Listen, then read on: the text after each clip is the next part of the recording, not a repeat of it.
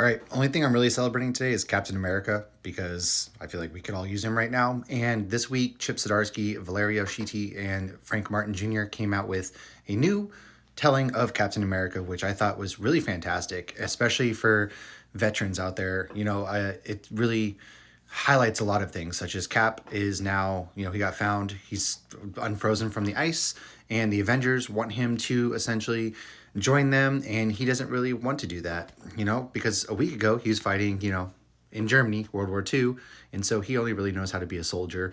And I think that speaks to a lot of people and things like that, especially veterans, being one myself, that they only really know one thing, it's their comfort zone, his comfort zone, Cap's comfort zone. He doesn't know any other way of life. And he's lost Bucky and all of his other friends. And there's a really cool piece in this comic book, essentially, where there's an action figure of him, and he asks if there's one of Bucky, and of course they made an action figure of Bucky. He calls him a doll, but it's an action figure, and I thought that was a really fun little bit.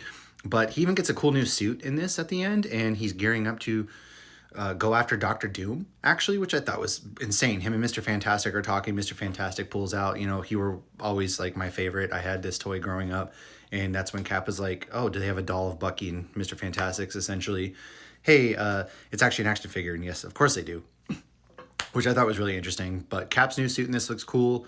I thought it was a really, really good first issue that highlighted a lot of deeper undertones, especially geared towards veterans who only know one thing, essentially. And the artwork was fantastic at the same time. So I think you guys should really give this a read.